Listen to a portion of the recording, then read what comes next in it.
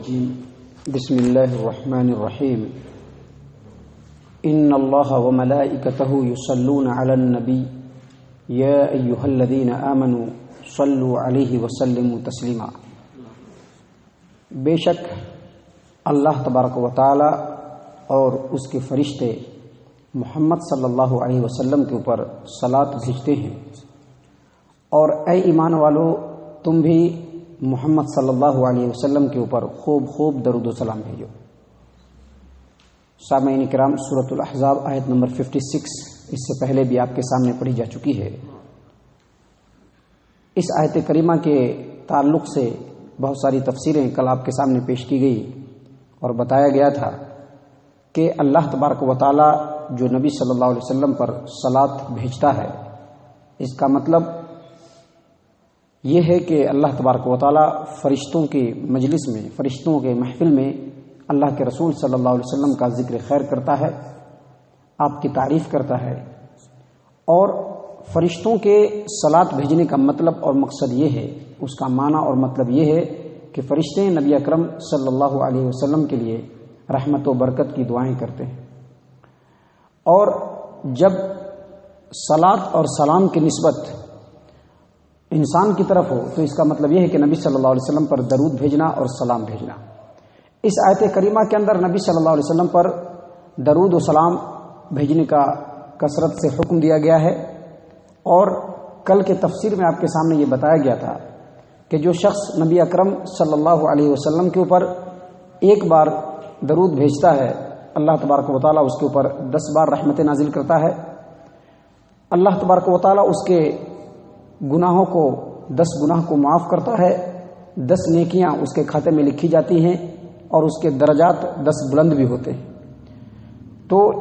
درود و سلام کی بڑی فضیلت ہے، اور نہ پڑھنے والوں کے لیے اللہ کے رسول صلی اللہ علیہ وسلم کی وعید بھی ہے۔ نبی صلی اللہ علیہ وسلم نے فرمایا کہ جس شخص کے سامنے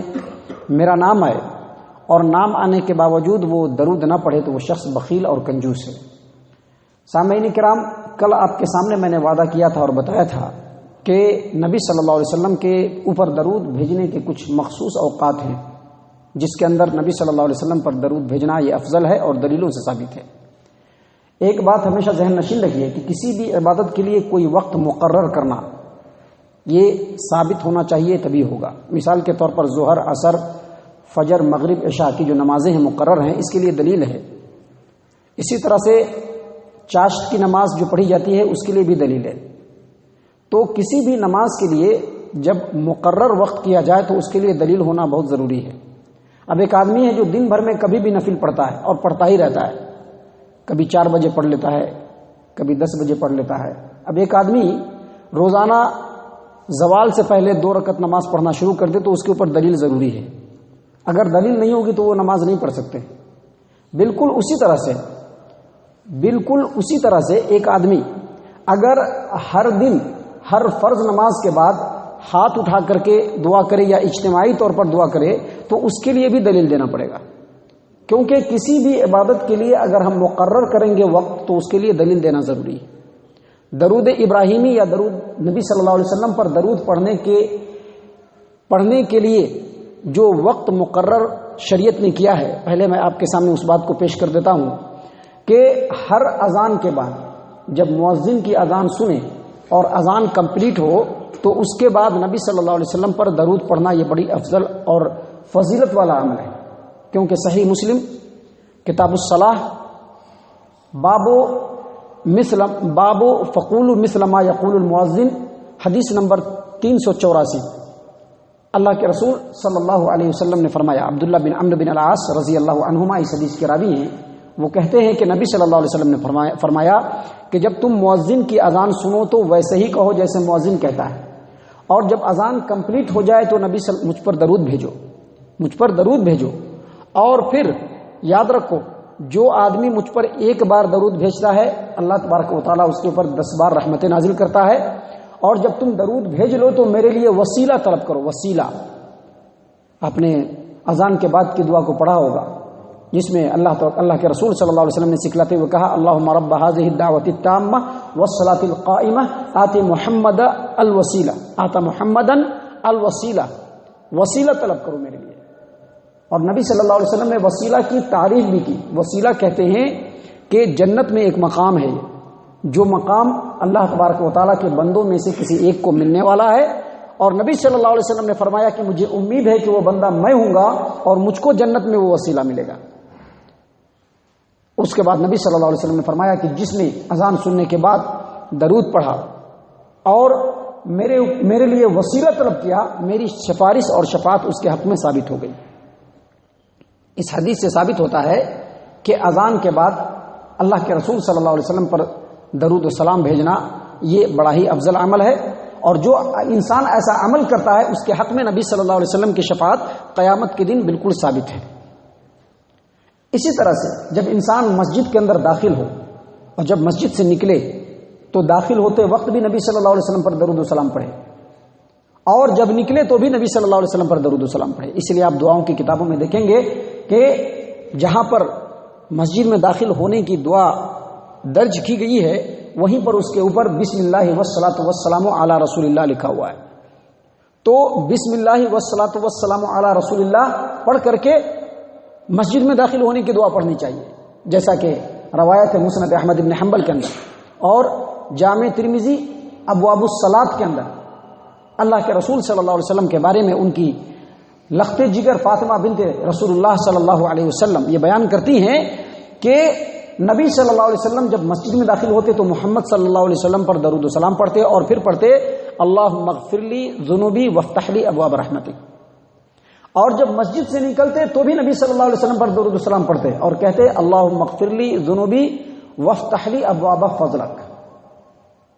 تو یہ چیز جو ہے مسجد میں داخل ہوتے وقت اور مسجد سے نکلتے وقت اللہ کے رسول صلی اللہ علیہ وسلم پر درود و سلام پڑھنا یہ بڑا ہی فضیلت والا عمل ہے. اسی طرح سے جب جنازے کی نماز ہو تو جنازے کی نماز میں بھی نبی صلی اللہ علیہ وسلم پر درود پڑھنا چاہیے، جیسا کہ حافظ ابن کثیر رحمہ اللہ نے اسی آیت کریمہ کی تفسیر میں بیان کیا ہے کہ جب انسان نماز جنازہ پڑھے تو پہلے تکبیر کہے اور تکبیر کے بعد سورۃ الفاتحہ پڑھے، اور جب پھر تکبیر کہے تو اس کے بعد درود ابراہیمی پڑھے، اور اس کے بعد میت کے اوپر دعا کرے، میت کے اوپر دعائے مغفرت کرے. جو دعائے مغفرت اللہ کے رسول صلی اللہ علیہ وسلم کے فرمان سے ثابت ہے اس دعائے مغفرت کو میت کے لیے کرے. اور بعض روایتوں میں یہ بھی آتا ہے کہ 4 تکبیر کہنے کے بعد بھی تھوڑی دیر ٹھہرے اور تھوڑی دیر ٹھہر کر کے میت کے لیے مختصر دعا کرے اور پھر سلام پھیر دے. امام شافعی نے اپنی کتاب الام کے اندر صحابہ کرام میں سے کسی ایک سے ایک حدیث نقل کیا ہے کہ سنت یہ ہے کہ پہلے تکبیر کہی جائے اور پھر سورۃ الفاتحہ پڑھی جائے، اور پھر اس کے بعد دوسری تکبیر کے بعد نبی صلی اللہ علیہ وسلم پر درود پڑھا جائے، اور پھر تیسری تکبیر کے بعد میت کے لیے دعا کیا جائے، اور چوتھی تکبیر کے بعد سری طور پر سلام کو پھیر دیا جائے. تو اس سے پتہ چلا کہ جب انسان نماز جنازہ پڑھے تو اس میں بھی نبی صلی اللہ علیہ وسلم پر درود ابراہیم پڑھنا چاہیے، درود پڑھنا چاہیے. درود کے لیے وہی لفظ منتخب کرنا چاہیے جو نبی صلی اللہ علیہ وسلم سے ثابت ہے. اسی طرح سے جب انسان دعا شروع کرے اور جب دعا ختم کرے تو ہر 2 وقت میں اللہ کے رسول صلی اللہ علیہ وسلم پر درود و سلام بھیجنا چاہیے. ہر شروع کرے اس وقت بھی اور جب ختم کرے اس وقت بھی. دعا کی شروعات جب ہو تو اللہ تبارک و تعالیٰ کی تعریف سے ہو، اللہ تبارک و تعالیٰ کے حمد و ثنا سے ہو، اور اس کے بعد نبی صلی اللہ علیہ وسلم پر درود پڑھا جائے، اور اس کے بعد جو دعا مانگنا ہے مانگے، اور پھر جب ختم ہو تو اس وقت بھی درود پڑھے. جیسا کہ سنن ابی داؤد، جامع ترمذی اور دیگر کتابوں کے اندر ہے کہ فضالہ بن عبید رضی اللہ عنہ بیان کرتے ہیں کہ ایک آدمی نے دعا کی تو نبی صلی اللہ علیہ وسلم نے اس کو دعا کرتے ہوئے سنا. اس نے اللہ تبارک و تعالیٰ کی تعریف بھی بیان نہیں کی، نبی صلی اللہ علیہ وسلم پر درود بھی نہیں پڑھا، سیدھے دعا کرنا شروع کر دیا. اللہ کے رسول صلی اللہ علیہ وسلم نے فرمایا کہ اس نے زیادہ کیا، اس نے جلدی کیا. اس کو یہ چاہیے تھا کہ یہ دعا شروع کرتا جس وقت تو اللہ تبارک و تعالیٰ پر حمد و ثنا پڑھتا، پھر نبی صلی اللہ علیہ وسلم کے اوپر درود پڑھتا، اور پھر اس کو جو مرضی ہوتی دعا مانگتا. اور اسی طرح سے ایک اور روایت جو جامع ترمذی ابواب الوتر کے اندر عمر بن خطاب رضی اللہ عنہ سے مروی ہے، موقوفاً اور مرفوعاً دونوں طریقے سے یہ روایت مروی ہے کہ عمر بن خطاب رضی اللہ عنہ نے کہا کہ جب بندہ دعا کرتا ہے تو وہ دعا آسمان و زمین کے درمیان لٹکی رہتی ہے. کب تک؟ جب تک کہ وہ اللہ کے رسول صلی اللہ علیہ وسلم کے اوپر درود نہ پڑھ دے. تو جب نبی صلی اللہ علیہ وسلم کے اوپر درود پڑھے گا اس کی دعا اللہ تبارک و تعالیٰ کی بارگاہ میں پہنچے گی اور قابل قبول ہو جائے گی۔ لہذا دعا کے درمیان، دعا کے اندر درود کا پڑھنا، نبی صلی اللہ علیہ وسلم پر درود پڑھنا، یہ بہت ہی فضیلت والا عمل ہے۔ اور میں آپ کو ایک اور بات بتا دوں، سب سے زیادہ تاکید، جیسا کہ حافظ ابن کثیر رحمہ اللہ نے اپنی تفسیر کے اندر بھی نقل کیا ہے اور میری تحقیق کے مطابق بھی، اور میرے علاوہ محدثین کی ایک بڑی جماعت جس میں شیخ البانی رحمہ اللہ اور دیگر جو بڑے بڑے محدثین ہیں، وہ سب میرے اس رائے سے بالکل متفق ہیں کہ جب انسان دعائے قنوت پڑھے، قنوت وتر، اس میں بھی اخیر میں نبی صلی اللہ علیہ وسلم پر درود پڑھنا چاہیے۔ اگرچہ بہت سارے لوگ اپنے لا علمی کی وجہ سے اس کا انکار کرتے ہیں اور بہت سارے لوگ اس کی حقیقت کو نہیں سمجھتے ہیں، لیکن جب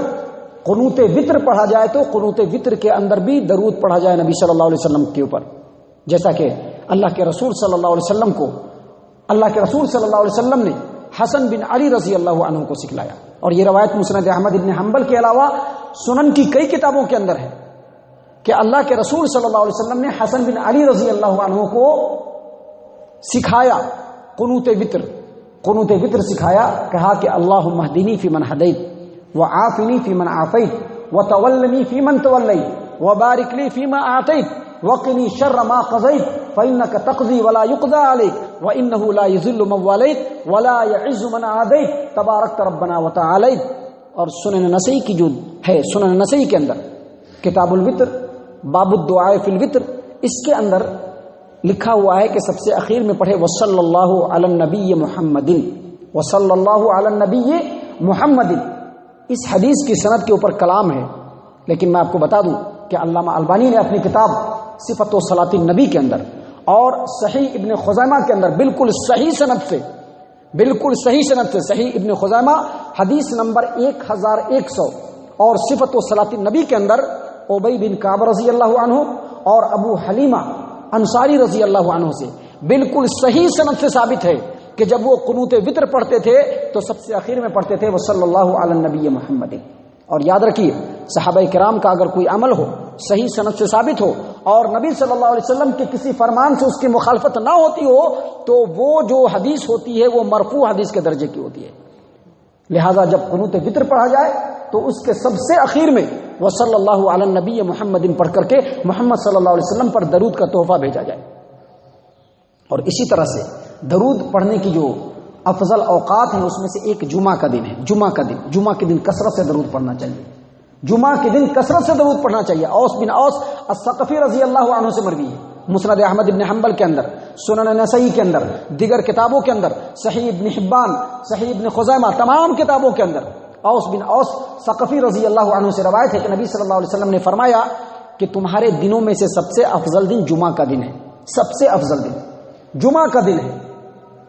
کیونکہ یہ وہ دن ہے جس دن آدم علیہ السلام پیدا کیے گئے، اسی دن آدم علیہ السلام کو اٹھایا گیا اور اسی دن سور پھونکا جائے گا۔ لہذا جب جمعہ کا دن آئے تو تم میرے اوپر کثرت سے درود پڑھو، کیونکہ جو تم درود پڑھتے ہو وہ مجھ تک پہنچایا جاتا ہے۔